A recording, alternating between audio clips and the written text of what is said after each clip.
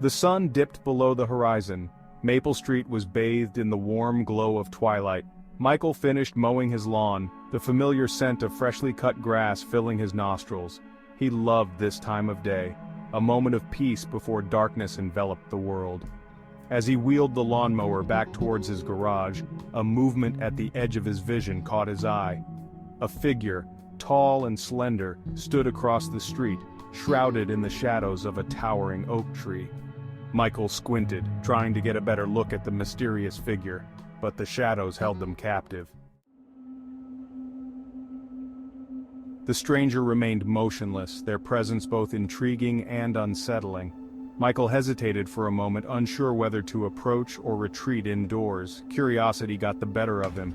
He crossed the street, his footsteps echoing softly on the asphalt. As he neared the stranger, he called out, "Good evening, enjoying the view?" The figure didn't turn. Michael stopped a few feet away, a sense of unease creeping into his mind. "Pleasant evening, isn't it?" The stranger finally spoke, their voice a low, raspy whisper. Michael forced a smile, his uneasiness escalating with each passing second. "Yes, it is," he replied, his voice sounding strained even to his own ears. "A beautiful night for a stroll," the stranger continued, their eyes never leaving Michael's face. Michael's grip tightened on the handle of his lawnmower. "Well," Michael finally blurted out, breaking the eerie silence, "I should be getting inside. Have a good night." He turned to leave, his heart pounding in his chest, but the stranger's voice, closer now, stopped him dead in his tracks. "Oh, I'll be seeing you around," the stranger whispered, their words laced with an unspoken promise. Michael didn't trust himself to speak. He simply nodded and hurried across the street, his steps faster now. As he reached his driveway, he glanced back over his shoulder. The stranger was gone. Relief washed over Michael, but it was a fleeting feeling, quickly replaced by a lingering sense of unease. The next morning, Michael tried to convince himself that the previous night's encounter was nothing more than a bizarre coincidence. Yet, a nagging sense of unease lingered at the back of his mind. As he went about his day, he couldn't help but feel a pair of unseen eyes watching his every move. That evening, as dusk began to settle over Maple Street, Michael found himself drawn to the window.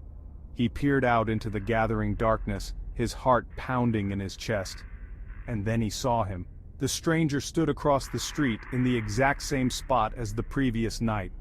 A cold dread washed over Michael, sending chills down his spine. Fear propelled Michael away from the window. His heart pounded in his chest, each beat echoing the terror that gripped him. He retreated to the farthest corner of his living room, his mind racing with questions and dread. Who was this stranger, and why were they here, and what did they want from him? The questions swirled in his mind, each one more unsettling than the last. He considered calling the police, but hesitated, his hand hovering over the phone. What would he even say to them? What would he tell them? That a man standing on the street made him uncomfortable? It sounded absurd, even to him. That a man standing on the street made him uncomfortable? He knew it sounded ridiculous, but the fear was real. He spent a restless night tossing and turning in bed, haunted by images of the stranger's piercing eyes. Every time he closed his eyes, the silhouette reappeared, more menacing than before. The following day, Michael avoided his windows, too afraid to see if the stranger was lurking in the shadows. He couldn't shake the feeling of being watched. He stayed indoors, his unease growing with each passing hour. The walls of his home, once a sanctuary, now felt like a prison. As night fell, the fear returned with a vengeance. The darkness outside seemed to creep into his very soul, amplifying his terror. He knew, with a certainty that chilled him to the bone, that the stranger would be back. He was right. The dread was almost palpable.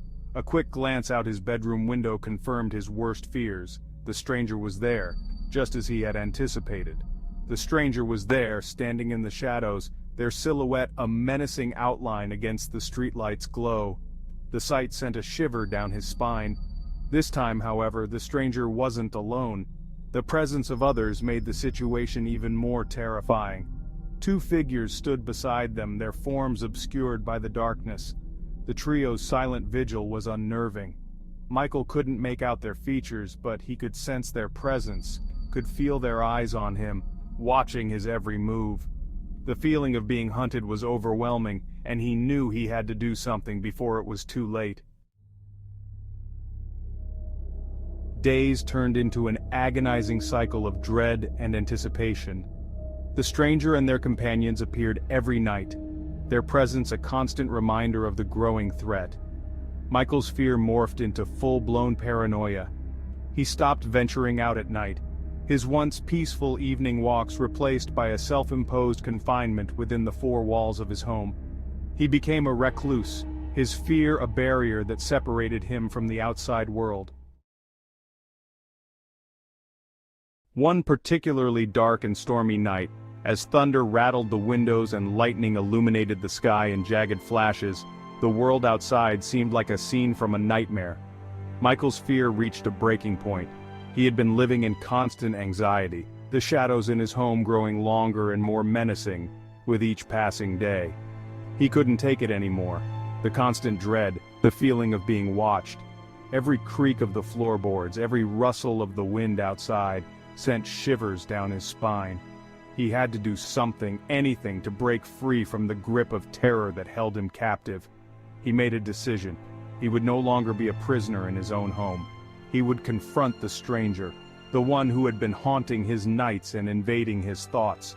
Armed with nothing but a flickering flashlight and a surge of desperate courage, Michael stepped out into the storm. The rain was relentless, each drop feeling like a needle against his skin.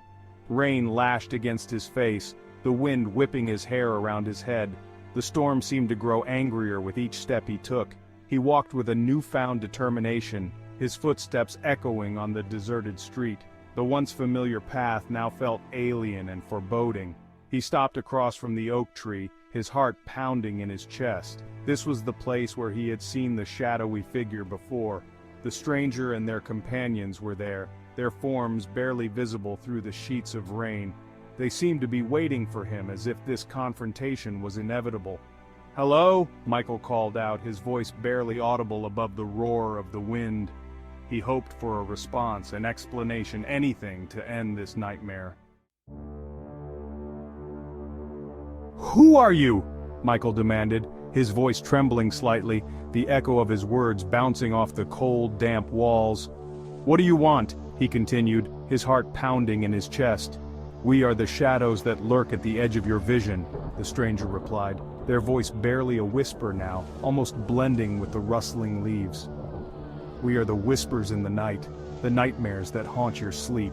The stranger's voice seemed to come from everywhere and nowhere, sending chills down Michael's spine. "Why are you doing this?" Michael asked, his fear battling with a desperate need for answers, his voice barely above a whisper. "We are here to remind you," the stranger hissed, "that you are never truly alone. We are always watching, always waiting." The figures began to move towards him, their forms shifting and swirling in the shadows, like a dark, malevolent dance. A blinding flash of lightning illuminated the street, momentarily banishing the shadows, casting everything in stark, harsh light.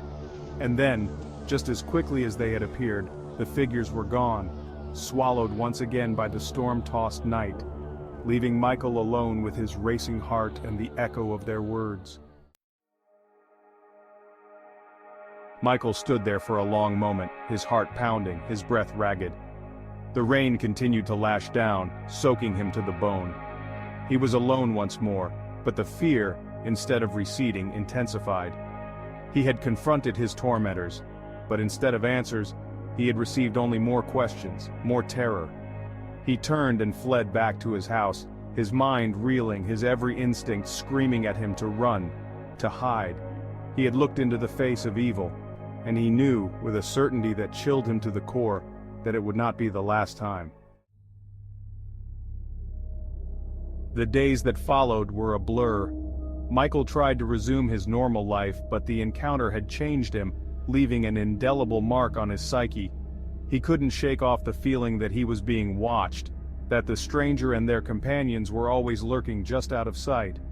He became a prisoner of his own fear, his world shrinking down to the confines of his home. He avoided his neighbors, his friends, his family, afraid to share his burden.